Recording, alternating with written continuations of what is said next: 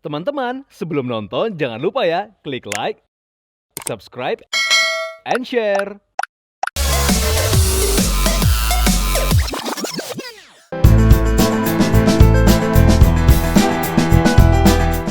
Fashionista berikut adalah desainer lainnya yang akan tampil dalam ajang iFashion Festival 2022, Kimberly Tandra. Di usia yang masih muda, Kimberly Tandra memantapkan diri untuk terjun ke industri fashion. Ketertarikannya dalam dunia fashion dimulai sejak kecil ketika ia kerap memakeover boneka miliknya. Aku punya hobi untuk koleksi boneka beruang. Aku punya kira-kira 70-an. Dan kalau dibajuin semua, budget anak SMP, satu baju 500.000 kayaknya nggak mungkin sih. Jadinya aku mulai belajar menjahit, mulai belajar untuk dress up, itu lewat boneka-boneka aku waktu aku SMP itu. Nggak ada limitnya sih untuk dunia desain, karena di pekerjaan ini kita bisa menjadi sekreatif mungkin tanpa ada batasan, dan juga kita bisa berkarya lewat inspirasi kreatif kita gitu. Kemudian ia memulai fashion di usia remaja di usia 17 tahun. Aku mulai brand fashion dari umur 17 tahun. Jadi waktu teman-teman aku bikin gala dinner, bikin Sweet Seventeen, aku bikin fashion show pertama. Kenapa sebenarnya aku bikin brand fashion semudah itu? Karena menurut aku inspirasiku dan maksudnya bekal yang aku punya selama aku belajar menjahit baju beruang itu sudah cukup awalnya. Jadinya aku memberanikan diri untuk membuat fashion brand. Jadi untuk aku sendiri punya dua brand, yaitu Kimberly Tandra, first line aku, dan second line aku Sweatson by Kimberly Tandra. Kalau Sweatson by Kimberly Tandra itu fokus ke ready to wear baju dan juga baju-baju yang meng-highlight siluet feminim, dan inspirasinya juga purely dari Indonesian flowers. Sweatson itu namanya dari kedua orang tua aku. Jadi nama kedua orang tua aku itu Susana sama Sudeson. Jadi kenapa aku bikin brand fashion Sweatson? Karena waktu aku mau jadi fashion designer, kedua orang tua aku, khususnya papa aku sih, kurang setuju dengan mimpi aku jadi fashion designer. Karena kan dua-duanya memiliki background hukum. Jadinya kalau untuk fashion design, menurut papa aku kurang menghasilkan pada zamannya. Aku masuk kuliah tahun 2014 sih, jadi untuk orang jadi fashion designer itu lumayan jarang menurut aku. Jadinya itu yang membuat orang tua aku kurang yakin pada awalnya. Kemudian ia menempuh pendidikan fashion di Sekolah Esmod di Jakarta dan mengambil Master Fashion Business di Paris. Menurutku untuk fondasi fashion design itu sama aja sih, karena kan itu lebih berdasarkan kreativitas kita masing-masing. Nah, menurut aku, apalagi aku kuliahnya di Capital of Fashion di Paris, ada bagusnya untuk kita belajar dari teknik mereka, cara berbisnis dan marketing dan lain-lain. Di usia 19 tahun, itu sekitar tahun 2018, Kimberly mengikuti ajang New York Fashion Week 2019. Tak tanggung-tanggung, koleksi rancangannya memikat para buyer di Amerika Serikat. Aku ke New York Fashion Week pertama. Aku cukup stres sih waktu awalnya, karena kan di umur aku yang 19 tahun dihadapkan dengan stage fashion yang besar banget kan. New York Fashion Week kan top 5 fashion seluruh dunia gitu ya. Jadinya aku lumayan explore diri dan explore desain-desainku juga pada saat itu. Aku umur 19 tahun itu berjudulkan Nucleus. Jadi waktu aku mendevelop desain itu aku masih berkuliah di Paris. Nah, aku lagi homesick-homesicknya sama Indonesia, jadinya aku mengambil inspirasi kampung halaman aku yaitu Surabaya. Dan dari inspirasinya pun lumayan lucu sih waktu aku explain ke orang-orang di sana, yaitu inspirasinya tukang jamu, ayam kate, ayam peliharaan aku, ada namanya lagi, Bejo sama Inom. Jadinya waktu aku explain ke New York Fashion Week, maksudnya media di sana, mereka lumayan appreciate dan lucu juga dari inspirasi yang simple menjadi hal yang sebagus ini katanya. Dan tahun ini ia kembali menggebrak panggung New York Fashion Week dan mengambil tema lineage atau garis keturunan. Aku juga bersyukur banget bisa diberikan kesempatan lagi untuk show di New York Fashion Week kedua di umurku yang ke-24 nih. Jadi lumayan jeda banyak. Dan untuk desainnya pun menurut aku juga sangat spesial karena inspirasinya itu lineage, yaitu dari garis keturunan. Aku ngambil inspirasi dari garis keturunan papaku dari Tanimbar, Maluku Tenggara, dan mamaku Surabaya, Jawa Timur. Jadinya aku mengkombinasikan dan jadinya koleksinya sangat diverse dan bagus menurut aku. Yang paling berharga adalah keluarga, ada lagunya.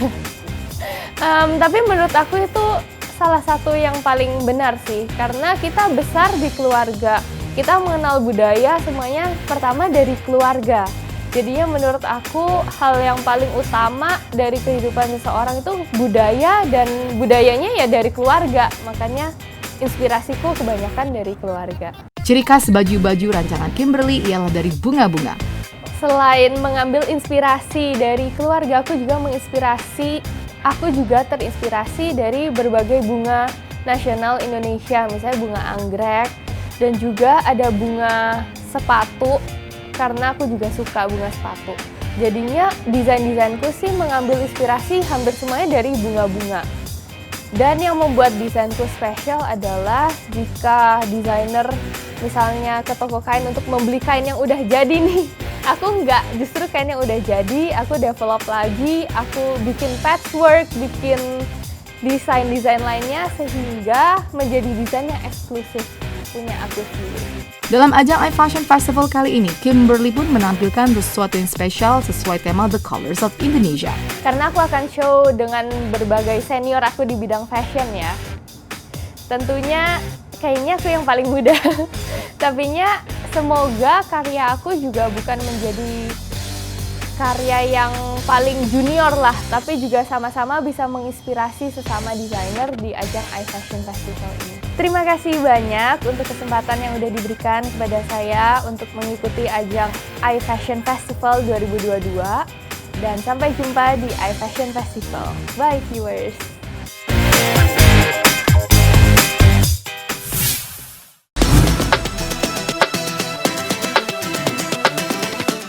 Yurita Puji. Viewers, nama Yurita Puji dalam industri fashion tanah air dan mancanegara sudah tidak diragukan lagi. Dikenal sebagai salah satu fashion designer yang cukup konsisten mengembangkan dan memperkenalkan kain warisan Nusantara hingga ke kancah internasional. Menjadikan Yurita hingga kini banyak memberikan karya-karya apik melalui tangan dinginnya. Rasa cinta terhadap kain tradisional juga dirasakan oleh Yurita Puji sepanjang karirnya sebagai fashion designer, hingga membuat dirinya berhasil mengenalkan karya terbaiknya dengan menggunakan bahan tradisional khas Indonesia ke berbagai negara seperti New York, London, Milan, dan Paris. Itu saya dibawa oleh Gallery of Indonesia, oleh Mih Hasibuan. Waktu itu kita dapat slot manggung, itu kita show produk bahannya itu harus bahan daerah yang diproduksi oleh perempuan. Jadi kita bawa pemberdayaan perempuan itu. Waktu itu pertama kali di New York, terus udahnya berikutnya sempat New York beberapa kali. Dapat sponsor untuk di London, terus Milan sama di Paris. Kalau misalnya untuk show ya, terutama untuk show beda dengan lain untuk retail ya. Kalau show itu saya selalu nggak pakai bahan Indonesia. Jadi saya udah kayak komit, kalau misalnya bawa ke panggung, nggak cuma promosiin brand doang, tapi juga kita harus bisa promosiin lain. Contohnya ya kain-kain daerah ini, terutama yang kain-kain daerah yang orang tuh nggak tahu. Tantangannya gini, kalau misalnya kita udah show di luar negeri atau dimanapun ya, terus udah gitu ada yang order, ada buyer yang mau dalam kuantiti besar, itu berat banget karena kainnya itu susah dapatnya. Dan kadang-kadang kalau kita order ke daerah, itu nanti hasilnya quality controlnya nggak sama. Itu sih kendala yang paling bermasalah kalau kita pakai kain daerah. Jadi pengen banget bikin komunitas atau apa yang bisa komit kalau kualitasnya itu akan sama gitu kalau kita repeat order gitu. Pilihan untuk jadi fashion designer akhirnya dilakukan Yurita Puji yang diawali dengan memberi jasa untuk menjahit ke orang terdekat. Namun seiring berjalannya waktu, Yurita Puji akhirnya merasa langkah tersebut jadi awal untuk melewati jalur karirnya sebagai fashion designer. Saya dari tahun 2010 udah terjun di dunia desain. Saya suka banget dunia fashion karena sebenarnya dari dulu tuh dari waktu lulus SMA saya pengen banget sekolah fashion. Cuman karena orang tua saya tuh zaman dulu banget, kita kan memang harus sekolah formal ya. Jadi saya sempat sekolah formal dulu di S1 sambil kursus di dunia desain. Viewers, kecintaannya terhadap kain wastra memang terus Yurita tunjukkan melalui berbagai karya yang ada. Meski menggunakan wastra, namun desain yang ditampilkan cukup kekinian dan tentu saja mengikuti perkembangan fashion yang ada. kalau browsing harus ya, kita harus tahu maksudnya selera masyarakat sekarang kayak apa gitu. Tapi cenderung kayak customer saya itu udah tahu kalau line-nya Yurita itu biasanya yang mereknya Lace ini dia line-nya tuh pasti simple, elegan. Jadi saya selalu bikin produk-produk yang praktis gitu. Saya nggak begitu suka yang rumit, yang dipakainya tuh nggak bisa harus bantuin orang gitu. Jadi saya selalu bikin yang bisa mix and match, dan jangan sampai produk kita itu cuma dipakai sekali 2 kali, akhirnya kan jadi limbah ya kalau produk pakaian itu. Nah kalau ini saya bikin gimana caranya orang bisa pakai berulang-ulang gitu. Jadi entah itu terpisah jadi 3 piece atau 2 piece gitu. Jadi orang bisa pakai terus, atau mungkin bisa direnov lagi, bisa jadi kayak new gown lagi gitu. Saya selalu bikin supaya renewable-nya jalan. Di ajang Live Fashion Festival 2022, Yurita tampil dengan tema The Colors of Indonesia. Berikut adalah baju-baju yang akan saya tampilkan di IFF, yaitu saya mengkombinasikan bahan organdi dengan lace, ya kan. Kombinasi saya tuh hitam dan putih. Jadi ini beberapa koleksi. Nah, saya menggunakan lace, juga satin, juga ada kain kain tenun yang saya akan kombinasikan sebagai obi. Nanti dia ada outernya glamor. Saya bikin seperti ini. Nah, ini menjadi 3 piece. Jadi saya selalu bilang kalau produk saya itu bisa match and match sama yang lain gitu. Jadi nggak 1 piece. Nanti penampilannya akan kayak gini untuk yang warna white. Lalu untuk warna yang hitam, saya menggunakan bahan-bahan dari lace. Nanti akan ada kombinasi tenunnya juga. Tenunnya nanti juga ada nuansa hitamnya. Jadi dia menggunakan pearl. Swarovski, juga ada potongan bunga-bunga yang ini handmade yang saya buat. Lalu ada juga obi. Tampilan kali ini saya banyak akan mengeluarkan obi dari tenun yang saya harap bisa dikombinasikan untuk casual, bisa untuk pesta, bisa kombinasi dress, bisa 2 piece dengan rok dan celana, ataupun dengan dress seperti ini. Ya, jadi ini 2 piece. Satu koleksi lagi yang saya akan tampilkan adalah tenun bima. Ini banyak orang nggak tahu nih ada tenun bima. Nah, ini kombinasinya adalah outer, tapi saya bisa kombinasikan dengan rok gaun yang mewah, yang lebar. Tapi ini adalah outer, jadi ini bisa digunakan kombinasi, mau casual bisa, buat pesta juga bisa. Sampai jumpa di IFF.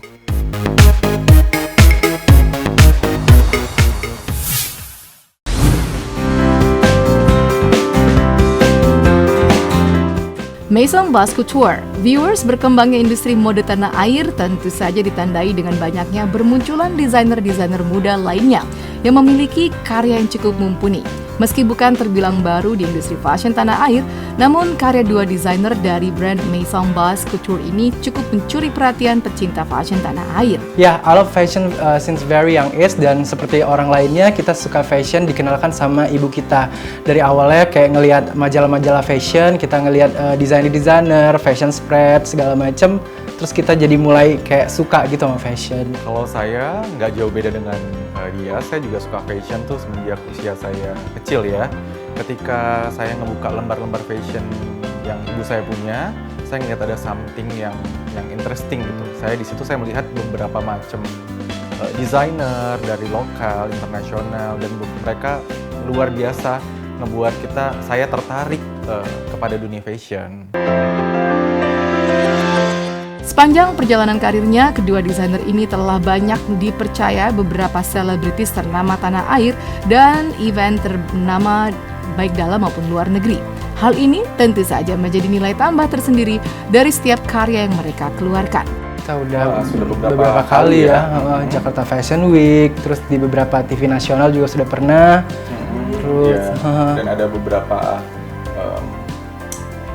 ajang penggabungan antara musik, fashion, sama salah satu brand minuman ya. Sebenarnya fashion itu apa ya buat kita bisa ketemu orang-orang besar di industri ini, dari kayak living legendnya musik Indonesia, Mama Ina, Vina Panduwinata, karena kemarin kita ngebuatin salah satu dress opening untuk konsernya Mama Ina, 40 tahun berkarya ya Mama Ina. Karya-karya mereka yang identik dengan detail yang cukup cantik menjadi nilai tersendiri, seolah menjadi image yang begitu melekat. Setiap karya yang dibuatnya selalu berhiaskan sesuatu yang istimewa. Dari awal emang kita lebih We sukanya love to put a lot of hand works, kayak embellishment, intricate embellishment, applique, terus more crystal. Emang DNA Maison Basse tuh intricate details. lebih apa ya, kalau dilihat itu lebih menarik gitu. Karena kan emang sebenarnya kita lebih banyak memegang wedding gown ya. Jadi mostly emang harus more detail. Ya apalagi ini Indonesia. Nah, tentu saja dalam ajang iFashion Festival 2022, Maison Basse Couture turut berpartisipasi untuk menunjukkan karya terbaiknya.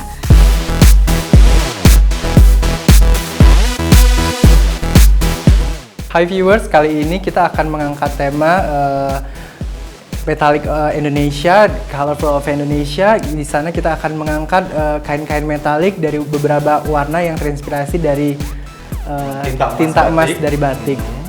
Dan untuk koleksi yang kali ini, kita nanti akan menampilkan beberapa silhouette look simple dengan tetap ada touch embellishment and DNA dari Maison Basse Couture. Nah, sampai ketemu di eFashion Festival 2022. Teman-teman, sebelum nonton jangan lupa ya klik like, subscribe, and share.